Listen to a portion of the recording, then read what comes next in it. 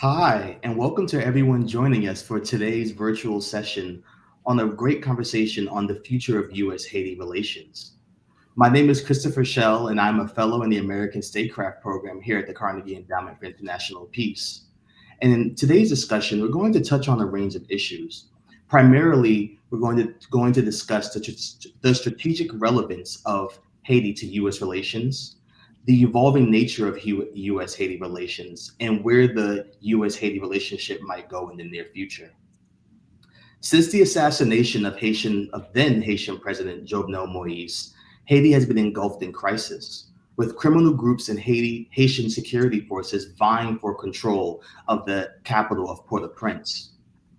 To help us think through this complex set of issues, I'm joined by a brilliant panel of experts who have worked on Haiti for many years. First, I'm joined by Kiki Hunnix, a RAND policy analyst working on international and U.S. security relations. I'm also joined by Wolf Pemphil, the executive director and founder of the Haiti Policy Group, a DC-based think tank that works on policy solutions for Haiti. I'm also joined by Zuri Linetsky, the head of research and analytics at Dandelion Works, who has worked in Haiti since 2018. And I'm also joined by Louis Henri Mars, who is the founder of La Coup La Paix, a peace building organization he founded in 2013. And without further ado, I'd like to transition to a series of questions to try to unpack this situation. We'll have about 45 minutes for a question and discussion between us as a panelist, and then we'll transition for about the last 15 minutes and receive questions from the virtual audience who's joining us today. So, Wolf, I'd like to turn to you first. I read an intriguing piece that the Haiti Policy House published that made a compelling case that the U.S. should reframe its view of Haiti from one of sympathy to one of strategic relevance. And I was wondering if you can maybe talk about what are some of the recent developments that help to make this case for why Haiti is of strategic relevance to U.S. policymakers. Chris, thank you so much for having me. Thank you for having Haiti Policy House and making Haiti, a key topic today of discussion. There's a lot going on, and also thank you for this panel. I feel honored to be among you all. I think when we think about strategic relevance and over sympathy, it's simple. Haiti is not asking for a handout. We're just saying like we have a common issue, we have a common problems, um, and we need to work together to solve them. Like for instance, and I mean this is something like you don't really hear about in DC, but over the past few days, Haiti, the Haitian police themselves ran an operation in the northern part of Haiti and confiscated over 1,000 kilos of cocaine that was being trafficked from the Caribbean through Haiti and heading to the U.S. and in Europe. And these are things that you don't really think about in terms of like the war on drugs or the relevance for between Haiti and the United States or the importance of relationship between Haiti and the United States. And meanwhile, yearly on average, about 30,000 people die in the United States from cocaine overdose or cocaine related illnesses. And here you have something that is directly related to death in the United States, and you have a country that is a current hub for that same substance. And at the same time, that country is being ignored or being put as a charity case.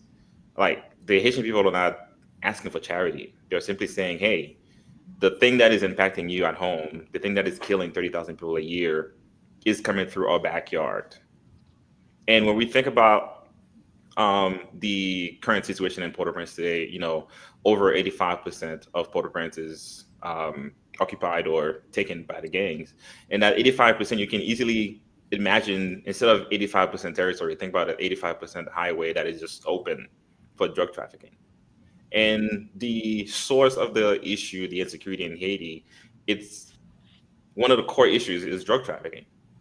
You hear a lot of things about corruption. You hear different issues.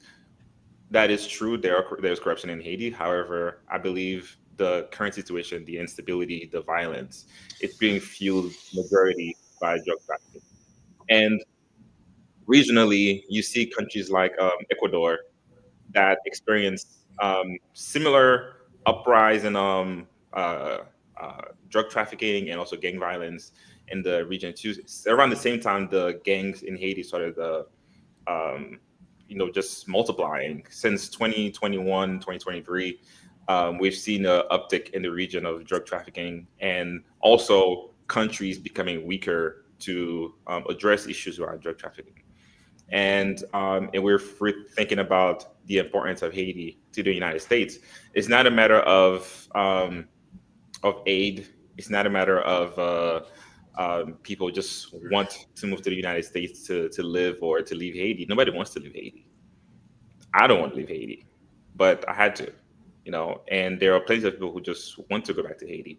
However, there is a situation right now that is not being addressed, and on top of that, you have the DEA office in Haiti that is being closed, and the policy doesn't make sense. Essentially, if you're saying you America first, you want to protect Americans, you want to protect people living in America, you want to stop drugs from coming into the country, but the main point of um, drug transfer or flow, you're just closing any types of resource that can prevent those things from happening.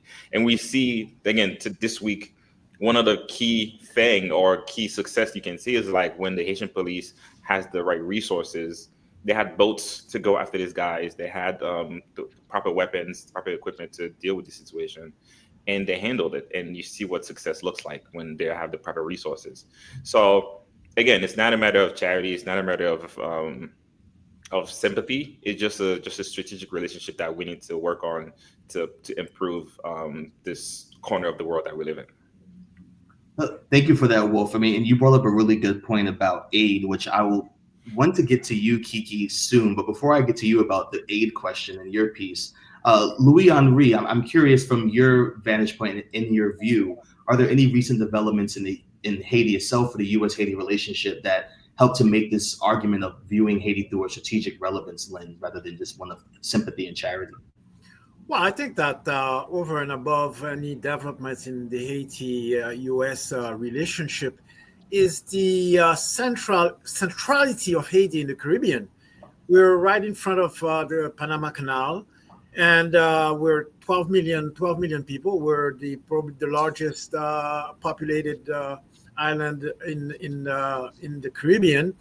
And with the outlook towards what's happening in Asia, it's in the best interest of, it would be in the best interest of the United States that a country like Haiti is a healthy, producing, developing country that could help with the situation with Cuba and other countries around that might be looking at other alliances, while Haiti over the years has been an ally of the U.S. Over a lot of years.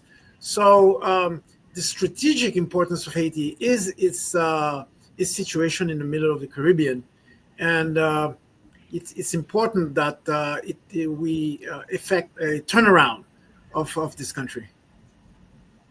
Thank you for that. Thank you both for that as well. And I think kind of we did an excellent job of laying out essentially the meta narrative, the 30,000 foot view of the importance of Haiti to those in Washington.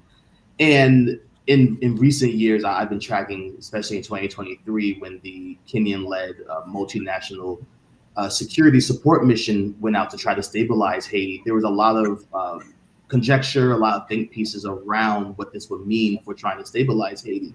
And Kiki, and that's why your piece was of critical interest to me, because you made an argument around, U.S. foreign aid and from others, including the U.S. as well, and just this kind of history and present case of interventions and what that could do potentially in undermining how Haitians themselves are visualizing the future of Haiti and its stability. Would you mind speaking a little bit on that yourself, and like what would, I guess, the future of aid or intervention look like that is, I guess, positive or right size?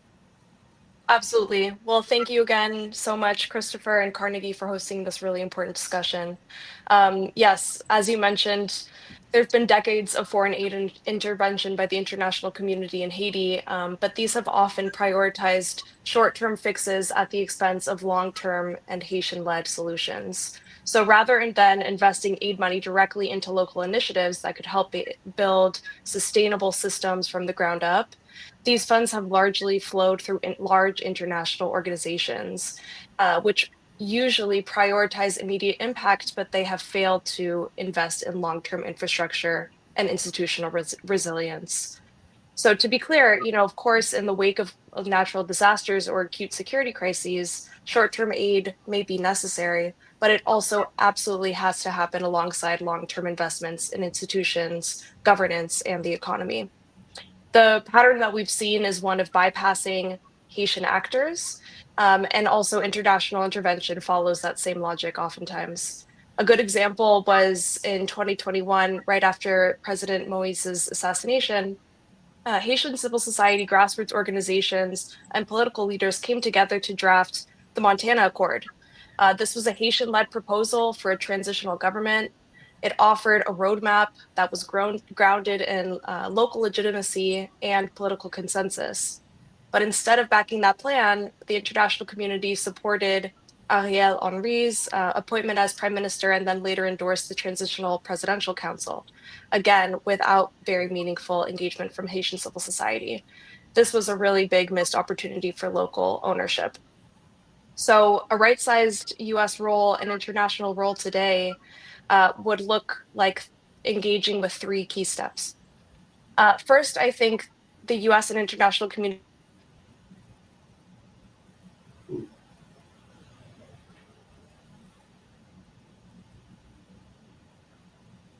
I think we have a technical difficulty. Okay. Oh, it looks like we lost Kiki for a moment.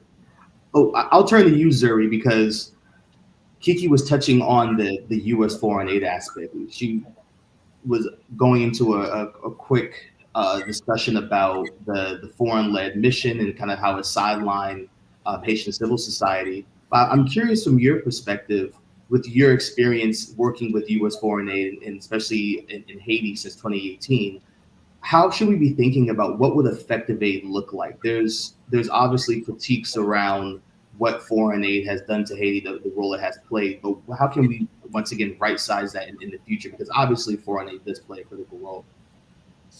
Yeah, thanks for the question, and thank you for having me. This is a wonderful panel to be a part of.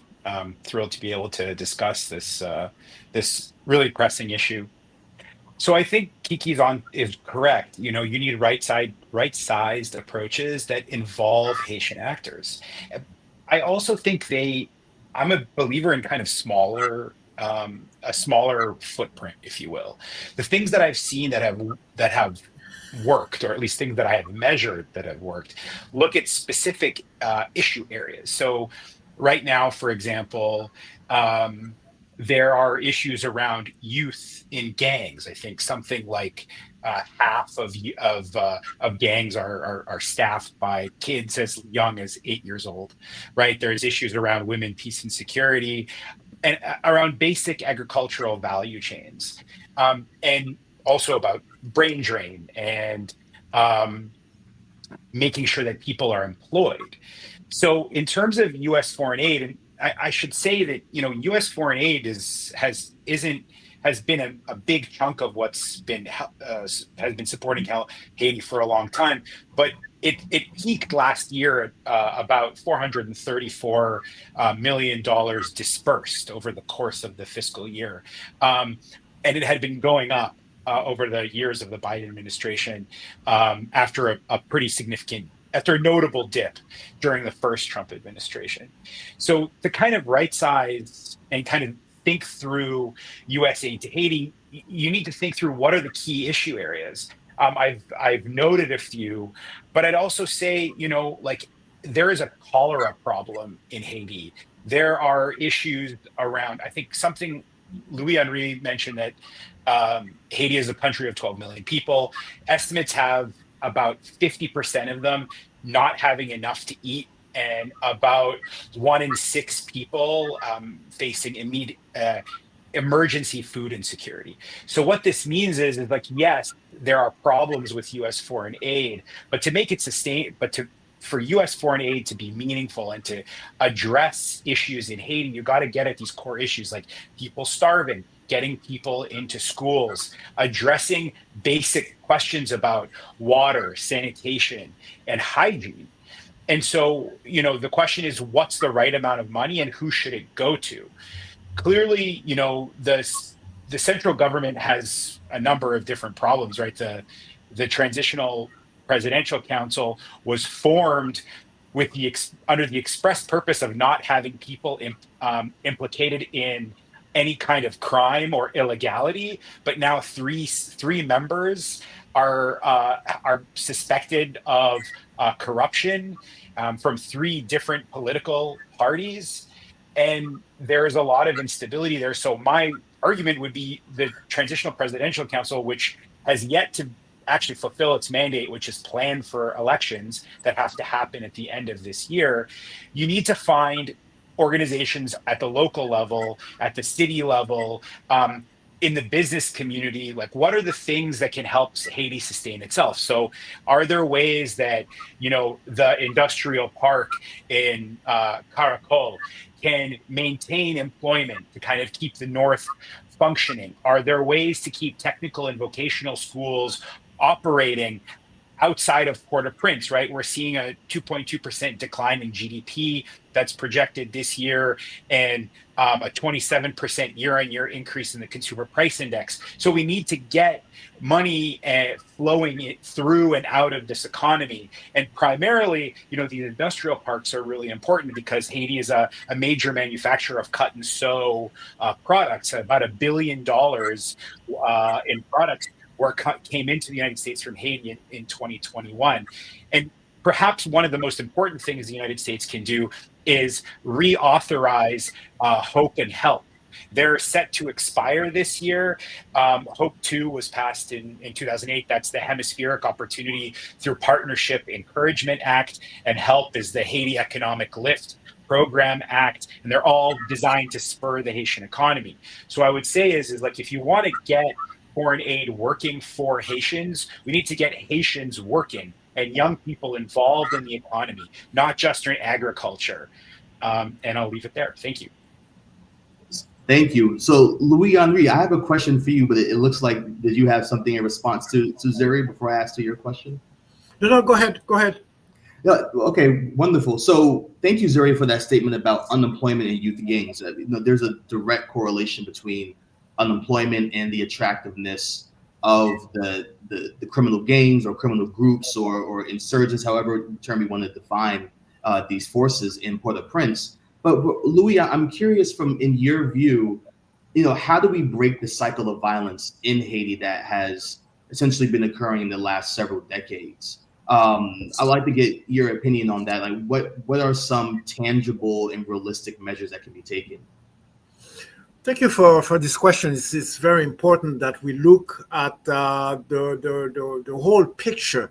We are facing a battle on several fronts. There is a present-day man-made earthquake that we have to deal with now, but there's also a deep systemic issue whereby the original sin of the betrayal of the masses after independence by the elites of those days, who recreated a neo-colonial system, is still creating issues now in our day. If this system that is still in place today is not addressed, violence will continue unabated as the masses keep on revolting against this state of affairs. Now, we Haitians and the international community also need to take a holistic, whole of society approach to solving the multiple factors that perpetrate violence in our country. There must be a paradigm shift in national and international mentalities. First of all, yes, we need to have a security situation that is a lot improved. We will not go anywhere there's not going to be any impact of aid or whatever, entrepreneur development or whatever, if there's not a transformation of the military situation on the ground. There has to be a reversal of the balance of power, whereby the gangs are repulsed, they're dismantled. There's a process that transforms this insurgency, and we need to get to the bottom of this issue of why this has not happened yet. The gangs will not come to the negotiating table until they sense that the tide has turned. But there has to be an overall strategy to get them into that. It's not just a question of shooting people up in the neighborhoods. Who's going to occupy those neighborhoods once you shoot the people up? The gang members, the gang bosses. What's to stop them from regaining ground immediately? So this issue of the military balance of power has to be addressed. You need a functional justice system. Maybe set up new avenues of justice processes, transitional justice, restorative justice. You have to give the guys with the guns a way out without having to just being massacring the neighborhoods with a lot of collateral damage. In order to do that, you have to provide millions of temporary jobs. 70% of the guys in the gangs are just doing a job. They're working people. They work in this gang, they work in that gang, they're getting paid every 2 weeks, every week, whatever it is. They're selling their time and their lives for a salary. If you want to transform this situation, you have to, from the get-go, be preparing temporary jobs to get them to work. In the long term, you will need to have a business environment that creates permanent jobs. But in the meantime, you have to get them situations where they have the alternative to find resources in a legal, in a positive way. You also need a political social solution. It has to be etched out one way or another. Elections in Haiti are general backroom deals. Haitian presidents have had very little legitimacy over the years, and they are coming to power with little interest of the grand majority of citizens. The last elections in 2006, the attendance was 18%, 20%, 600,000 vote for the president out of a country of 12 million, maybe 6 million voters possibly. So this situation that we're facing today, actually no single presidency can halt what is going on in our country. It has to be something that's over several years, over several presidencies. So there has to be an understanding within the Haitian society about what kind of political system do we really want for our nation. There must be a reform of the business environment. The business monopolies identified by all the national and international actors have to be dismantled in a sensible and allow for real competition to happen. The use of gangs to resolve business conflicts within certain sectors has to stop. These kind of actions need to happen so that there's a level playing field for business to truly be able to thrive. All of this has to be thought of as a holistic approach. Furthermore, we are a traumatized people. From slavery until today, Haitians have not found a doctor. For us to stop the cycles of violence, we have to clean the wounds of our past and forgive one another. We have to heal the wounds of the years of strife and betrayal, including the ones that we're living today, so that we do not continue repeating the same things year after year after year after year. What's happening today happened 5 years, 10 years, 20, 50 years ago. It's an individual and collective process that we have to go through. All of these simultaneous paths of work should be coordinated by a back office system of constant monitoring, evaluation, and coordination. The whole approach has to be thought through, and there's documents that have been shared that advocate for this. But we have to go and look for a collective impact in our nation. Thank you for that, Louis Henri. You brought up a really interesting point about the security situation, and I would like to first turn to you, Zuri, and then to you, Wolf, on this question about security. And the U.S. has been engaged in several aspects trying to restore basic order to Port-au-Prince, I mean, ranging from the Kenyan-led MSS to recent designation of several of the gangs as foreign terrorist organizations, and now the Haitian government flirting with the idea of American private military contractors and drones. But first, I guess I'd like to ask you, Zuri, if you could touch a bit on the MSS and the role that that's played, if there's a way to kind of rethink that, and if there's anything else you have on the security aspect. Yeah, for sure. Thank you. That's a great points by Louis Henri. I think that from the MSS perspective, it's something that Wolf touched on, is a question of capacity. So the MSS was designed, it's Kenyan led, and it was designed to be staffed by approximately 2,500 police. The current estimates are that there are about 1,000 total MSS troops inside Haiti. And they are variously underfunded and under-equipped. Underfunded because the Kenyans have reported that the MSS, they estimate the MSS is going to cost them, the mission will cost them approximately $600 million a year. The UN has a pool fund of about $110 million right now, and a big chunk of that is actually from Canada. They're providing a lot of the money right now. The U.S. has supplied and halted money to that fund over the last year under the Make America Safe Again and Secure Again program.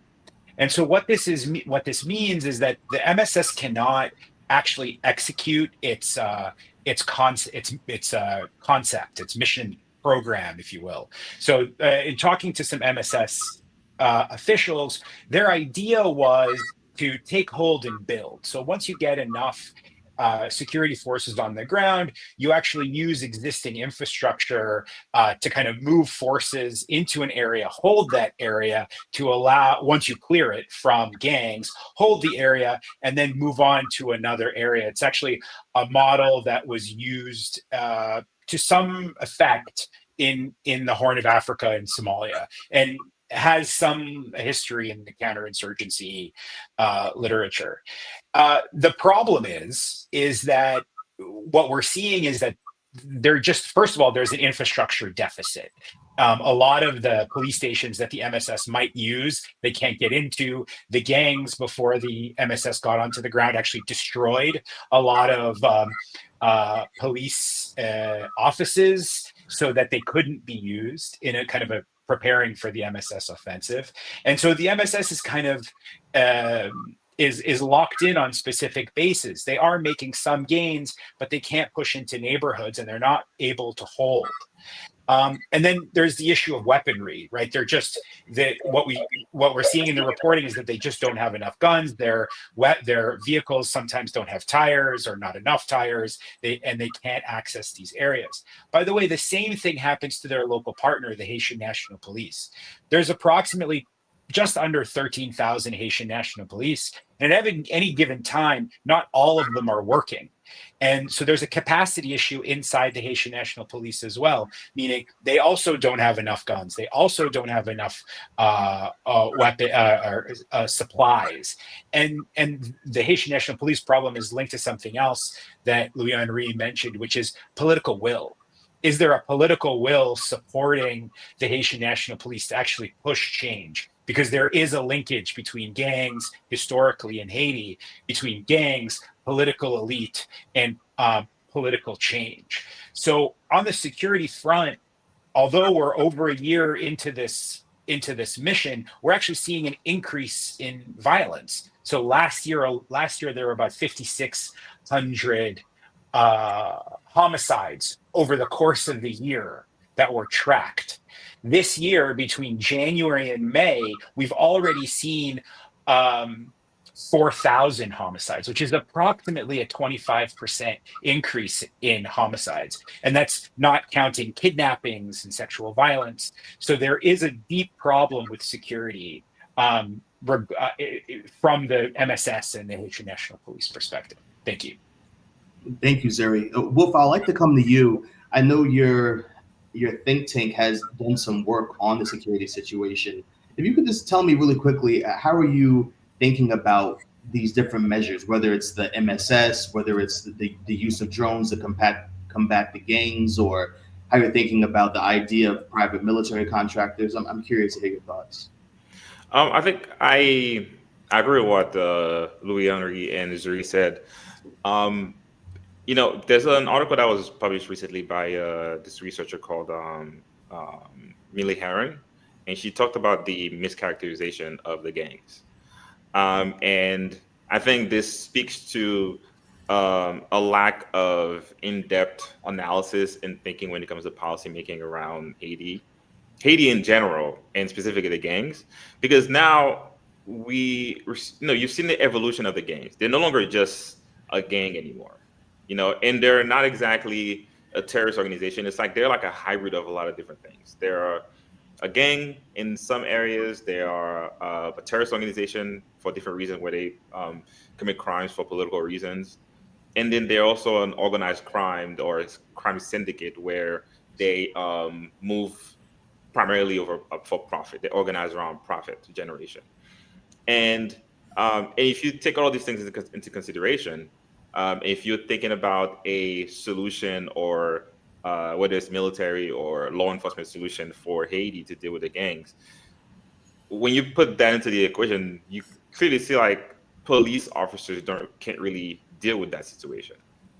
But that's what we currently have in Haiti with the Kenyans. There are police officers there. They didn't come here to deal with terrorists. They didn't come here to deal with hyper militarized armed groups. But I think if that was analyzed, or at least given some deep thoughts before that, could we have had a different solution, a different impact that we are at the moment? Because a year into this mission, we can't really say like there's any success from this mission, at least none that I can think of. And I'm also a big advocate of technology. I think it's important for us to think of, in 2025, we have to use 2025 or 21st century solutions to deal with 21st century problems, and to think about applying 1980s mentality in terms of dealing with the gangs. Oh, we're just gonna go in, tough policing, arrest or kill them. Meanwhile, they are you can't get to these territories. You just physically can't as a police force, or even to retain. You can get there, but to actually retain it, like Zuri said, the precincts are burned. So now, what are the alternatives? What are the technology available today that can have an impact on the gangs, whether it's psychological or physical impact on the gangs themselves? And I think the introduction of the drones did that to some extent, but it's not a solution on its own.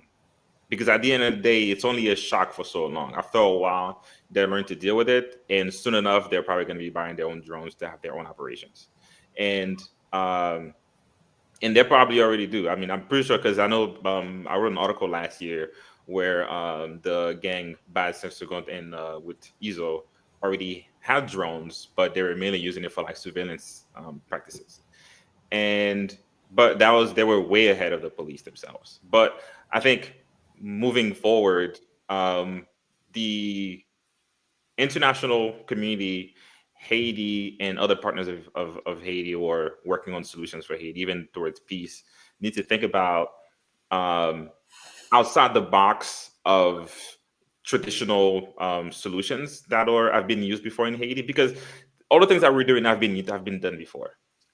But what are the new ways of thinking? What are the new technologies? What are the new methods of implementing peace or dealing with non-traditional armed groups that can resolve the issue?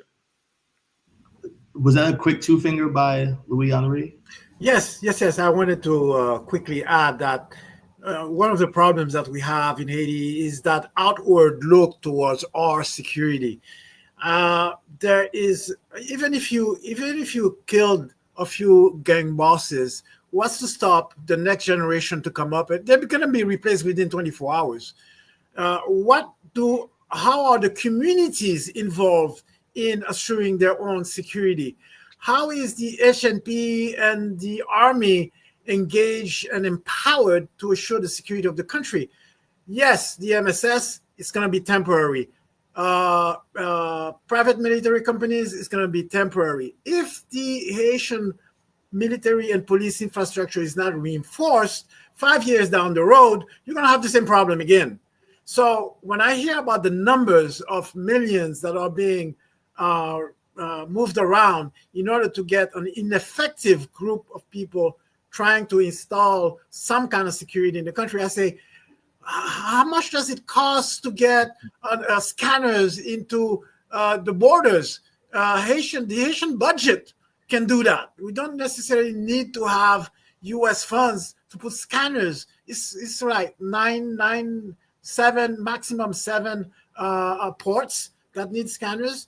So the focus is too much on who on the outside can do something instead of saying, let's do something ourselves in Haiti with whom we have as the possibilities that we can do things.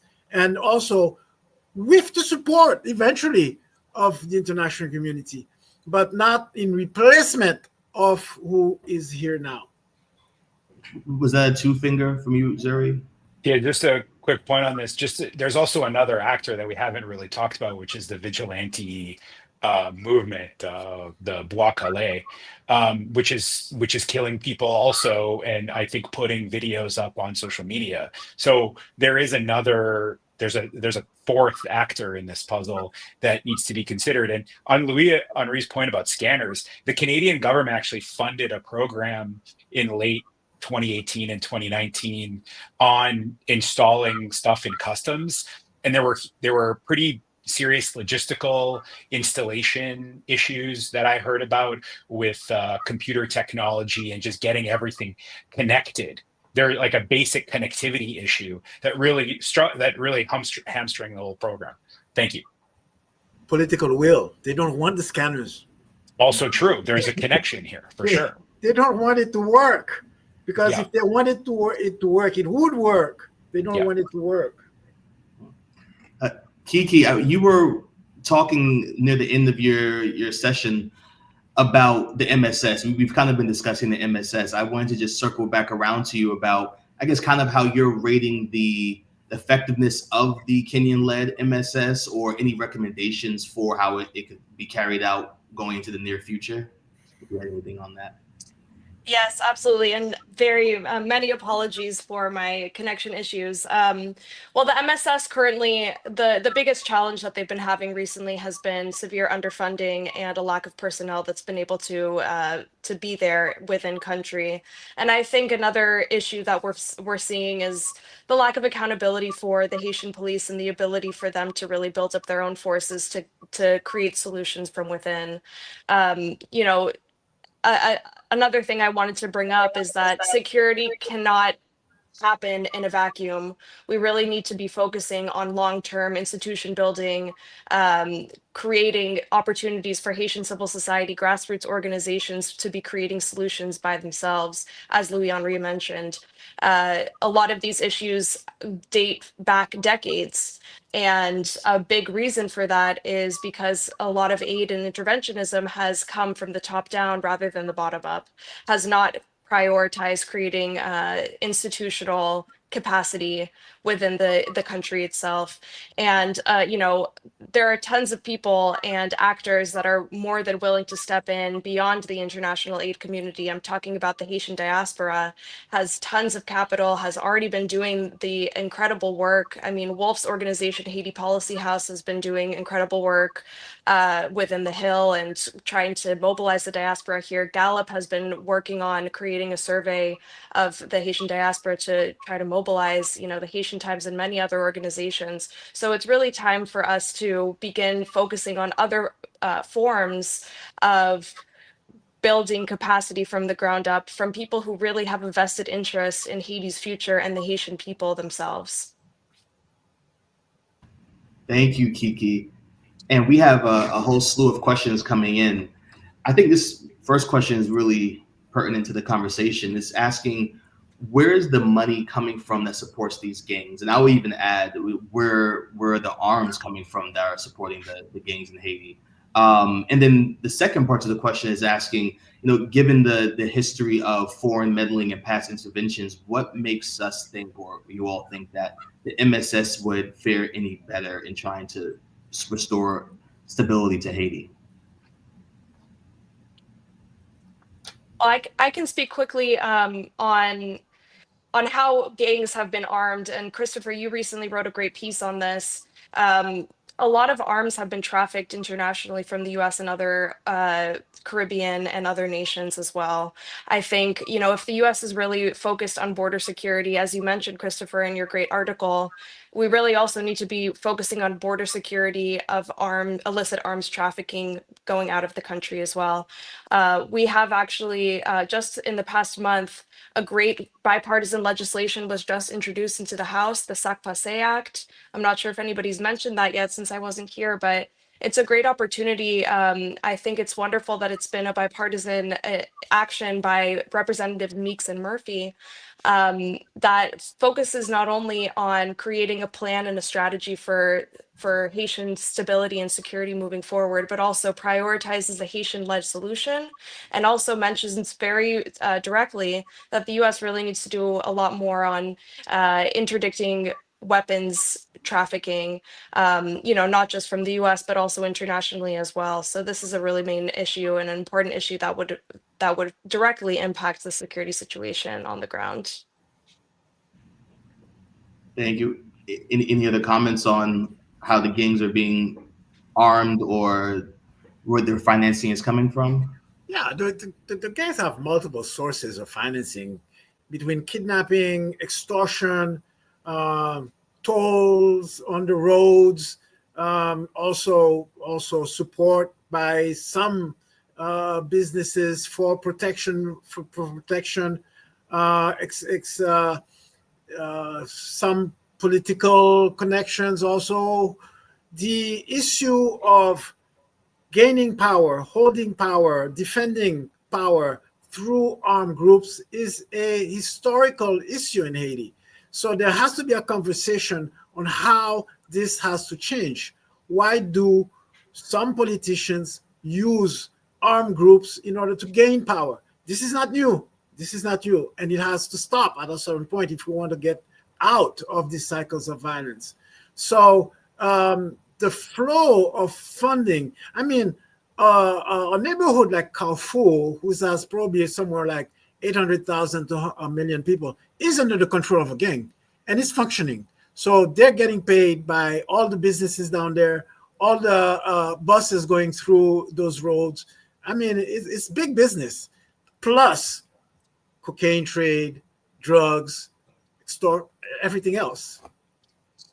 Just to add to that, from the political perspective, and this is something that's been touched on extensively, is that there's the political sentiment that you hear about in Haiti is that it's kind of winner take all, in the sense that no one is willing to take a loss. So there's no national security council. There's been a move. The transitional presidential council was meant to create a national security strategy and create a group to put people in office to create this, but no people have actually taken up office just yet, because this has become a political football for exercising political power by what's reported as by members or by the parties that back the transitional presidential council. And this goes back decades, right? So in Haiti, politicians and people use politics to gain power inside Haitian institutions.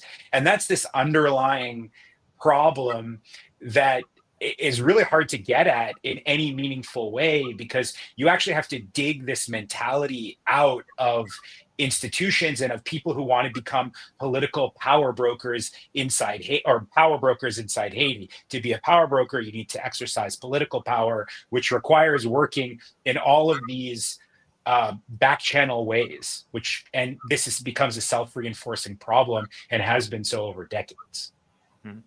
Yeah, I think I agree with what all of you have said. One thing I'll add is to the other part of the question that says, what makes us think the MSS would be better. I think from the beginning, those of us who saw the preparation or the planning for the MSS, we're just like, oh, there's no way this is going to work. The Munista had like over 10,000 soldiers, and it lasted over a decade. Even that was a disaster in its own. And to think that 1,000 plus a few hundred police officers stationed primarily by the airport in Haiti, away from the main territories where they are needed.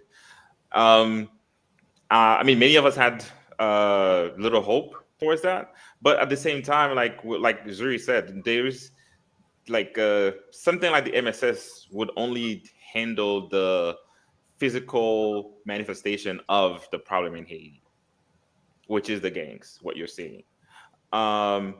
At the core of it, Louis touched on that earlier. The social rift that exists in Haitian culture and Haitian society between the haves and the have-nots. We're talking about there's a reason why you would see if somebody is darker, they're more likely to be part of a gang, or be on the receiving end of a bad policy, on the receiving end of a school not being built or hospital not being funded. And at the same time, we're talking about democratizing the Haitian economy and allowing people to have a business to go as far as they can, instead of being, hey, you've reached this far, now you have to sell it to us because we are the only companies that can have this types of business in Haiti. And that's where Zuri talk about the winner for they want to what's it called, what's the word you said, loser takes all, winner takes all, winner take all mentality.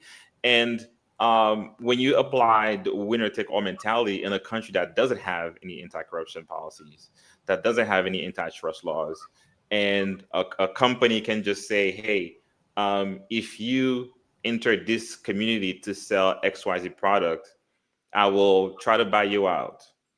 And if you don't sell, I will send the gangs to attack you.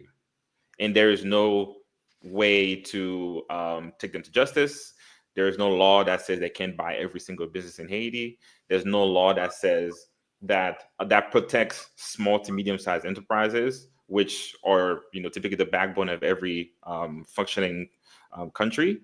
And at the end of the day, the people who suffer the most are the people who live in the neighborhoods where the gangs are. And I think, again, the MSS is there for a specific reason, but when it comes to handling what is causing the gang issue, I don't think MSS can handle that. And at the end of the day, I believe the same social rift that we have in Haiti is the only thing that truly gives legitimacy to the gangs. That is the only leg they stand on to get on social media to say they're fighting for the people. And if that didn't exist, or if the government decided to handle this situation or to have this discussion, overnight, the legitimacy of the gangs would just be wiped. Because at the end of the day, there are some subgroups that believe in what the gangs are doing, that they are righting or putting the Haitian society back on its track from where it currently is. And I think that is part of the political manipulation that they're doing on social media and using different media as well to get their messages out. Yes, Louis Henri. I think that there is a question that has not been answered in terms of why have the gangs burned down all the businesses in the neighborhoods, big and small, and what's the business model that they're following by doing that? There's something about that. Usually, the gangs would benefit from having businesses in their neighborhoods, pay them protection money. But what has happened over the past few years is that they've been burning down those businesses. Why is that? Why have they been practicing that slash and burn policy? And I don't believe that there's been enough dialogue with them on this question to find out, so what's the idea? Right now, in a certain way, I think that they're dialoguing with the rest of society through the killing, through the kidnapping, through the burning down, but nobody's really listening and trying to find out, so what's behind this? And I think that that's where the grassroots organizations have to be empowered to be able to have those conversations without the fear of being labeled as, kowtowing to gangs. It is necessary to create that space of dialogue to find a solution to this. That's not just a kill and burn down with collateral damage, because this country has had enough collateral damage already. Thank you for that. So we've been talking a bit about the MSS, which is a Biden era policy, a policy that the Biden administration supported to a degree. And we have a question about the Trump administration. What recent developments have occurred under the Trump administration? And how would you all characterize Trump policy towards Haiti? I think we kind of touched on that a little bit earlier with the designation of the gangs as foreign terrorist organizations. I'm curious how you all would essentially like rate that policy, or just you see any continuity between Trump and the Biden administration, or any divergence? I'll jump in here. I think there's one key challenge, certainly a diversion that I'm seeing. So the Biden administration approached this as a policing problem, which Wolf mentioned may or may not be the correct approach, or at least the capacity of the police that exist now is too low to address the problem. The labeling of Vivre Ensemble, and I think it's Gang Grief as foreign terrorist organizations, is a little bit troubling, because there's an open question as to the relevance of this idea of terrorism or insurgency or civil war and organized crime. And these gangs they're organized crime. They're hierarchical. They don't clearly have a political motivation, which I think Louis has been talking about. And so when you start introducing ideas of, these are terrorists, you start getting actors like Eric Prince involved, which creates another kind of largely unaccountable actor in this kind of melee of violence. And my concern in this change of approach in Trump thinking could actually spark more violence, right? If you look back at Eric Prince's businesses, he's famously the founder of Blackwater. They've made a lot of money, but have not clearly done a lot of good things, notably in Iraq, when they were involved. And so that's really concerning to me. And also this change of thinking of a domestic crime issue as kind of an internationalized terrorism issue, it changes the scale and scope. And maybe that's because, and this gets to the question of the Trump policy. I'm not actually sure the Trump administration has a clear policy yet. Maybe they will. You have to hope for the best. But it seems to be right now, given the cuts to dispersed funds this year, about $172 million in dispersed funds, which is literally half of what was dispersed last year, and we're now over halfway into the year. It's unclear that they're really meaningfully yet wrestling with the question of how and why Haiti should matter. Thank you. Did anyone else would like to chime in on that, or? Yeah, I'll add. I think last in May I was in Florida at the FIU Hemispheric Security Conference, and a former national security advisor mentioned that for the longest the U.S. Policy towards Haiti has always been keep Haitians in Haiti, and if possible, as much as possible, send Haitians back to Haiti. And I mean, doesn't matter the administration. Even today, you're kind of seeing this same thing play out. It's let's increase border security. Let's revoke TPS. let's cancel the humanitarian parole program, and let's send back 500,000 people back to Haiti. And at the same time, that's the same country you said that they have, foreign transnational organizations, foreign terrorist organizations existing in the country. And then there's also a travel ban. And there's the travel ban. There's a FAA ban in Haiti.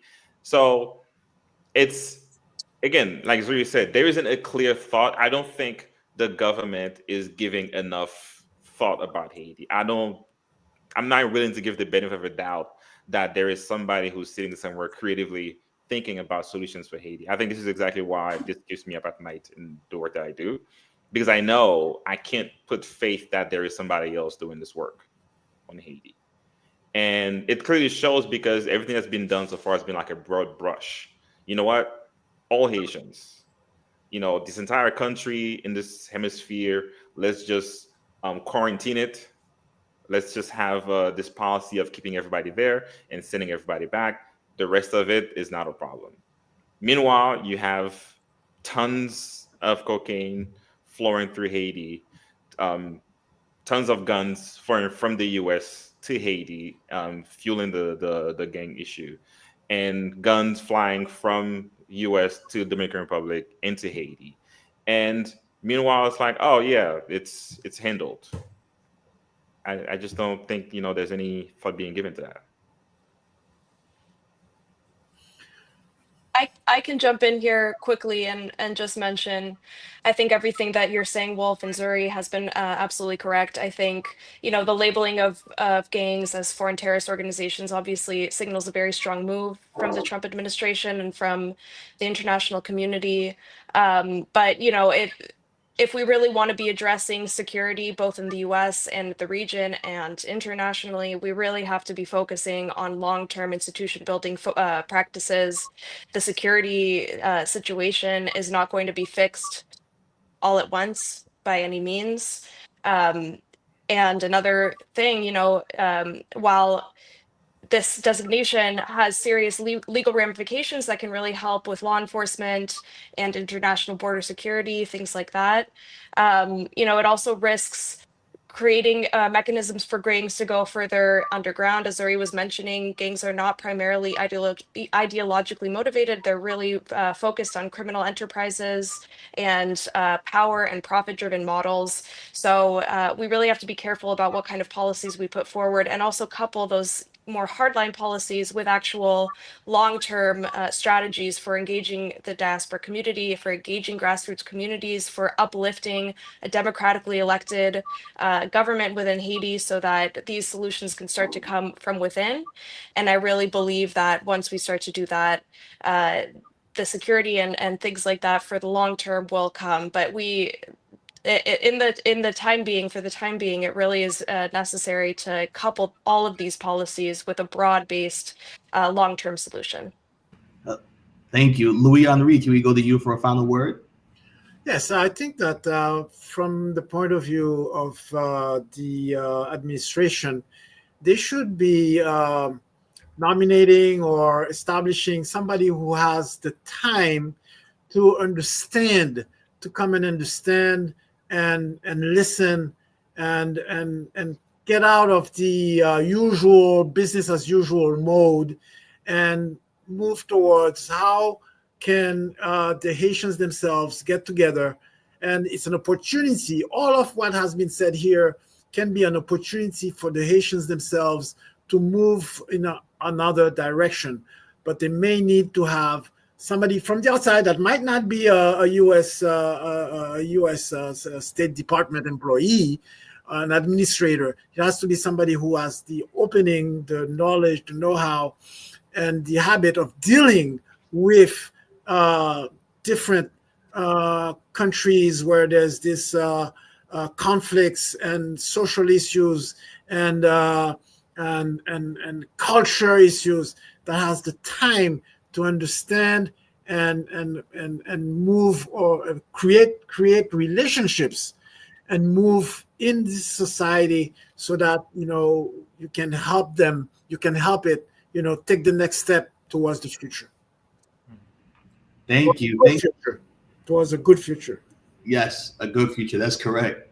No, thank you to Kiki, Louis Henri, Wolf, and Zuri for your thought leadership and your time and attention to this pertinent and often overlooked issue. I think that we covered a broad range of topics, and I think individuals in attendance are able to walk away with something meaningful from this conversation. And thank you to Carnegie's communications team for your availability and in your handiness with organizing this event. Hopefully this can materialize into something longer, something broader, a brain trust that can, help to push Haiti and Haiti solutions to the top of Washington's priority list.